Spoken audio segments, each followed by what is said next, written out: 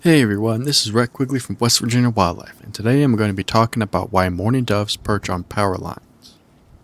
If you've ever looked up and noticed a row of mourning doves sitting quietly along a power line, you might have wondered why they chose that spot, and why there are often so many of them together.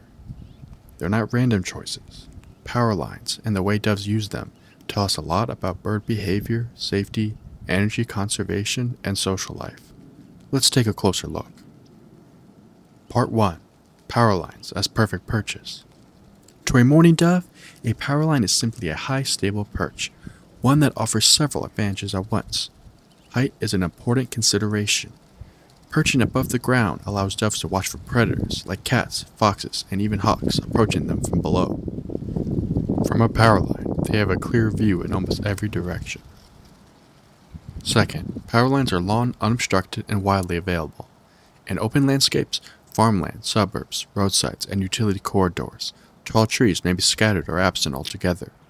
Power lines fill that gap, offering a convenient substitute for branches.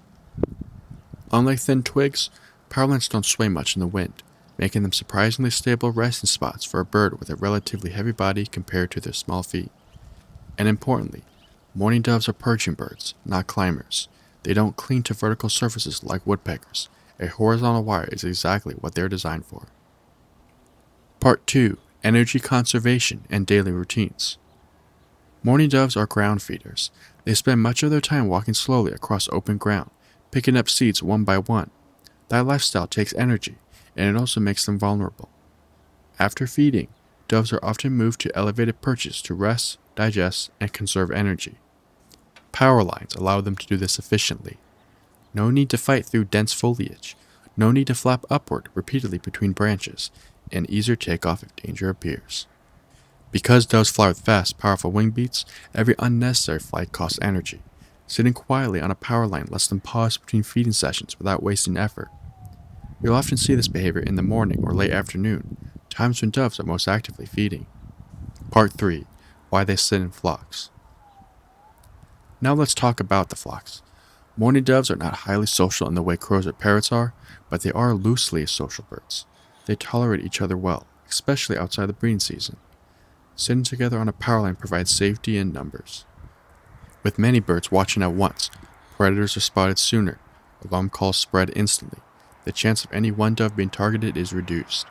This is known as the many eyes effect, and it's a powerful survival strategy. When one dove startles and takes off, the rest often follow, even if they haven't seen the danger themselves. That synchronized flight you sometimes notice isn't confusion, it's cooperation. Part 4. Communication without sound. Power lines also act as social gathering points. Doves don't sing continuously like songbirds, but they still communicate through posture, through spacing, and through subtle movements. A dove choosing where to sit, how close to another bird, whether to keep distant, conveys information about comfort, dominance, or familiarity.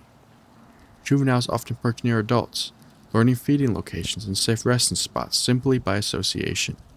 Over time, certain power lines become traditional gathering places, used repeatedly by the same local population. Part 5. Seasonal changes in flock size. You may notice that flock sizes change throughout the year. During the breeding season, mourning doves are more territorial and often appear alone or in pairs, but outside of breeding, especially in fall and winter, they become more communal. Cold weather increases energy demands.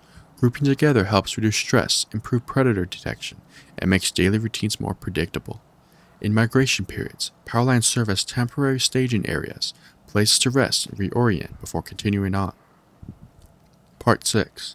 Why mourning doves don't fear power lines. Despite being human-made structures, power lines don't move, chase, or surprise birds once they're familiar. Over generations, mourning doves have learned that power lines are stable, they don't collapse, and they rarely pose immediate danger while perching.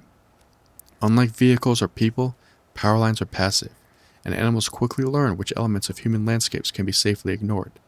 This adaptability is one reason why mourning doves are among the most widespread birds in North America, similar to the dark-eyed junco I made a video about recently.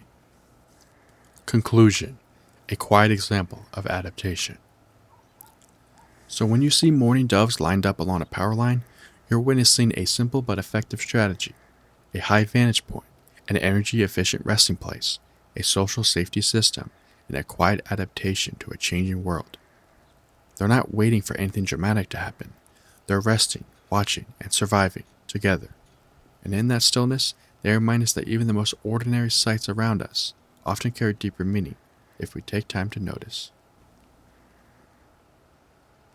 And if you liked this video, don't forget to like, subscribe, and share with your friends. And let me know in the comments what type of bird you want me to talk about next.